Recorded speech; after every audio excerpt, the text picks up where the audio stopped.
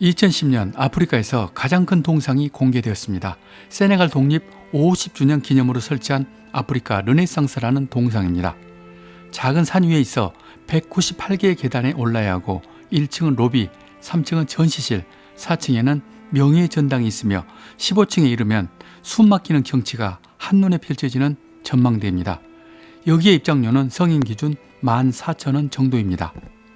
이 동상을 처음 기획한 사람은 압둘레 웨이드, 세네갈의 대통령입니다. 그는 야심찬 포부로 이 프로젝트를 발표했습니다. 수백 년 동안 편견과 착취를 당해온 아프리카이다. 이제 긴 어둠의 터널을 지나 희망을 향하는 아프리카의 상징이 필요하다며 이 작품을 공개했습니다. 여성이 허리를 감싼 건장한 남성이 아이를 어깨에 올린 채 서 있는 위풍당당한 모습입니다. 크기는 미국의 자유의 신상보다 무조건 더 커야 한다면서 약 6m 더 높은 52m로 만들었습니다. 그러나 여자 동상에 노출된 가슴은 민중을 이끄는 자유의 신의 그림을 따라한 것입니다. 세네갈의 대통령은 또 말합니다. 나는 이 랜드마크를 기획한 작가다. 랜드마크에서 발생한 수익금 35%는 내게 있다 하면서 그는 벌써 지적재산권까지 등록했습니다. 참 어이없는 일입니다. 마치 프랑스 미테랑 대통령이 자신이 재임할 때 공사한 루브르 박물관의 수익금 일부를 자기 거라고 챙기는 것과 같은 이치입니다. 그리고 이 동상을 만든 나라를 아시면 아마 놀라실 것입니다. 그 나라는 북한입니다. 북한 만수대 창작사에서 주관한 것입니다. 가난한 세네갈에서는 현금 대신 땅을 주었고 북한은 이 땅을 즉각 팔아서 현금으로 바꾼 것입니다. 그런데 가난한 세네갈에서 이런 사업을 좋게 볼 이유가 없었습니다. 먹고 살게나 해라. 동상에 여자 가슴을 내놓은 것이 무슬림 국가에서 할 일이냐 하면서 수천 명의 세네갈 국민들이 거리에 나섰습니다.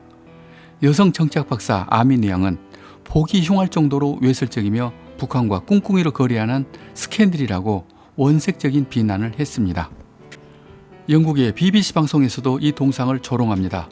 동상의 복장이 북한에서 입는 이민복이고 동상의 인물도 모두 북한 사람을 닮았다고 했습니다. 지금 이 동상의 머리는 그런 이유로 다시 만든 것입니다. 유엔 안보리에서는 이런 북한 미술 사업을 금지시켜버렸습니다. 북한이 핵을 개발한다는 이유입니다. 그럼에도 북한은 여전히 대형 아트 프로젝트를 계속해서 수주하고 있습니다. 중국 업체를 내세워 계약하는 방식입니다. 이렇게 북한 미술이 아프리카에서 인기가 있는 이유가 있습니다. 그것은 북한 작가들이 사실적 묘사가 좋으며 압도적으로 크게 해주면서도 싸게 납품하기 때문입니다. 북한이 처음부터 미술로 장사를 한 것은 아니었습니다. 처음에 미술은 그냥 선물이었고 무기 사업이 주 목적이었는데 오히려 미술품 제작이 실속 있는 돈벌이가 된 것입니다. 북한이 미술품을 설치한 국가는 짐바브웨, 보츠와나, 앙골라, 차트, 토고, 적도기니 등에 있으며 서아프리카, 나미비아의 수도에도 거대한 첨탑을 제작했습니다. 우리나라 작가들도 개별적으로 외국의 작품을 설치하는 작가들이 많습니다. 조각가 김병진, 박승모, 김경민, 이재호, 이우환이 바로 그런 분들이십니다. 저도 이번에 대만과 공공미술을 계약해서 제작 중에 있습니다.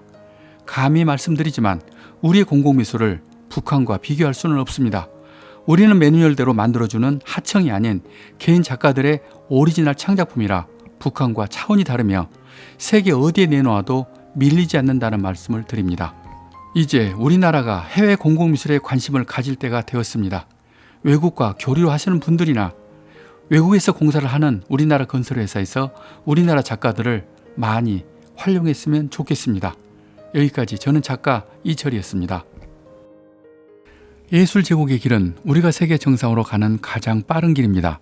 이 영상을 구독하시는 것은 그 길을 함께 가는 것입니다.